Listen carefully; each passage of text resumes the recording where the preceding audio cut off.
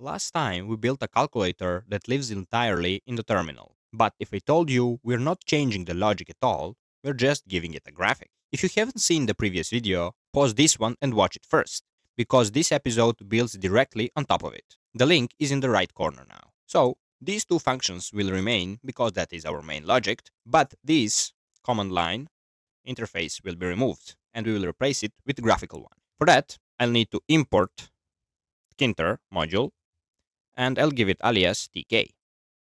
First, let's create our main window with tk class, and then let's give it a title.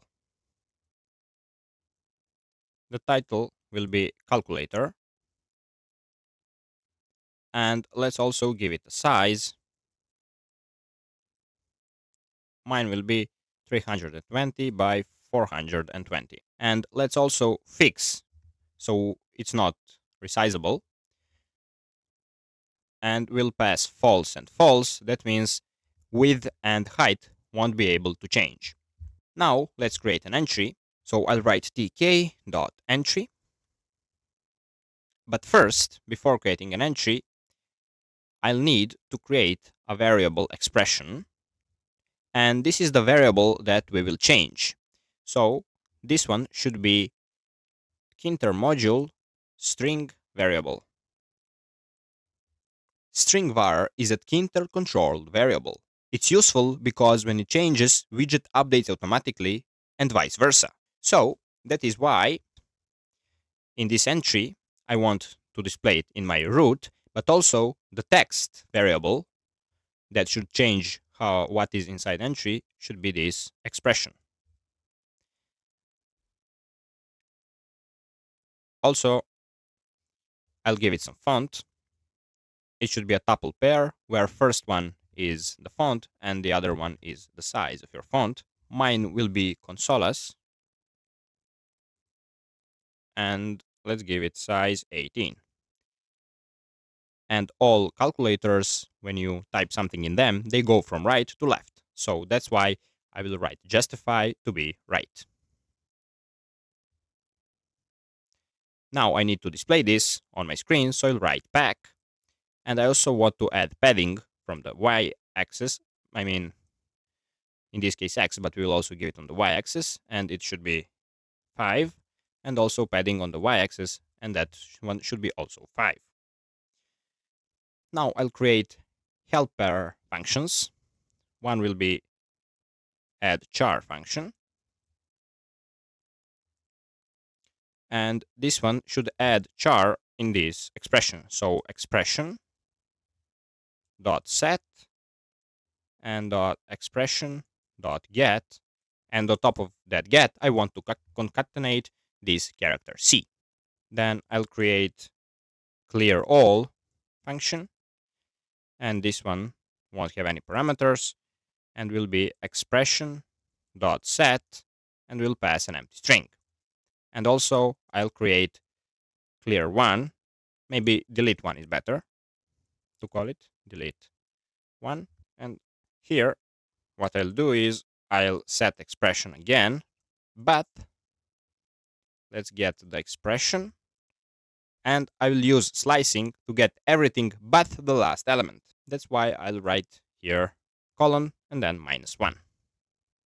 And our main function, calculate, this one should be called when we press the equal button. I'll try to execute something. So postfix should be equal to infix to postfix, but what should I pass? I should pass expression dot get. Then the result should be evaluating the postfix, and I should pass the postfix variable. And I should set my entry, so I'll write expression dot set to be this result, but I need to convert that into a string. So I'll write string and then here result. And if this catches an error, I should write exception, because we don't really need to know which error it is, so it should catch any error, but it should set the expression, sorry, expression to be error. Now, the only thing left is to create our graphical user interface. For that, I'll use this layout. This is simply a list, and this is the layout that I will use. You can mix it. You can put this to be down, or you can move this here. It doesn't really matter. For layout, I will use frames. So I'll create a frame variable. And this frame should be displayed on root. And also frame.pack, I will make it expandable in case someone expands, but I don't think it will, but let's make it expandable to be true. And let's fill it on the both sides. This means fill everything horizontally and vertically to fill the space as much as you can. Now we need to go through this list, it's better to say matrix, and put every button. Open parenthesis button, close parenthesis button, clear one button, clear all button, and etc. So here I'll write for row in buttons, and I'll also use row frame. Frame is simply a container that is used to control the layout. We'll create it the same way, tk.frame, but now I'll pass frame because I want this frame to be inside my previous frame. That way I have a better control. And let's make row frame dot pack. Let's also make it expandable. Expand, and here should be true. Fill both sides. Perfect.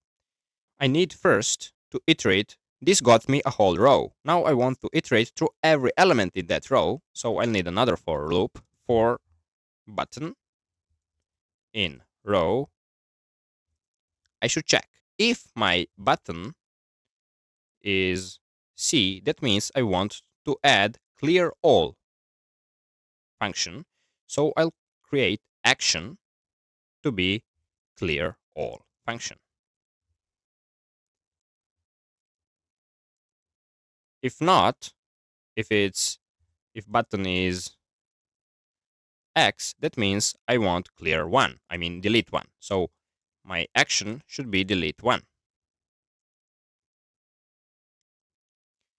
And if it's none of them, that means I should use add character function, but I can't pass that add character function like that. It should have some parameters. That's why I'll create a lambda function, and action will actually be lambda of x that is equal to button. And I should add char, and in this char I should add x. Oh, here I didn't write button. And now everything is complete. I simply need to add the button. So I'll write tk.button button. Where should I put it? I should put it in row frame. The text should be the button. That is what we wanted. That way we distinguish what button is what. And the font, let's make the font to be the same. Gonzalez 16. Oh, it's actually called Gonzalez. Sorry. And the last parameter should be which command that button should execute when we click it. So we should write command equals to action, because this action stores what function it actually is. And now we should pack it. We want to stack them from left to right. That way we follow the pattern that I showed you. So the side should be left. Also, I'll make it expandable. Expand should be equal to true. And I will fill the button as much as I can, both horizontally and both vertically. That's why I have this fill both. And with this, we created everything. The only thing left is our final button. And that button, let's make it tk button. It should be displayed on our root. The text should be the equal sign. Font should be the same as this one here.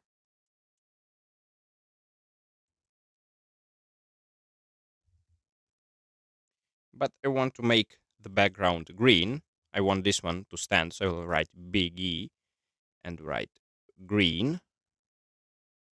And the foreground for the text should be white. And the command that it should execute is execute.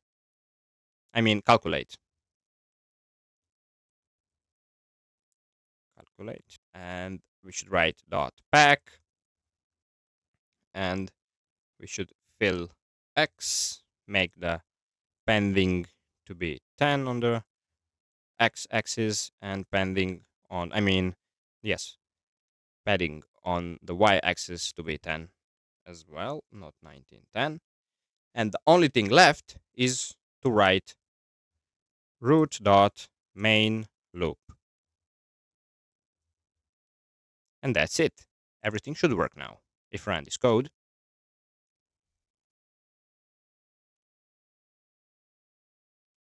but something is off with the look. Let me check what is happening. Oh, here should be actually 18 to match the exact look. And the entry. Now I think everything should match correctly. It still doesn't match.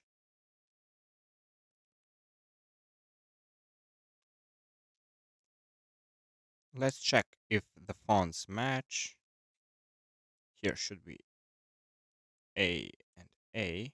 And now if I run, everything should, yes, now everything matches. Let's try our code. 1 plus 2, 4 multiplied by 4 minus 2, close the parenthesis and add 3. So this should display 8, and 8 is displayed. This removes one thing by one thing. Let's also try write association. It works. And the only thing left is, what if I write something stupid like this? As you can see, it shows an error. The program doesn't crash. If this project helped you, I think you will really enjoy my video on automating file organization with Python. I'll link it below. And if you want more real-world Python projects, subscribe to the channel.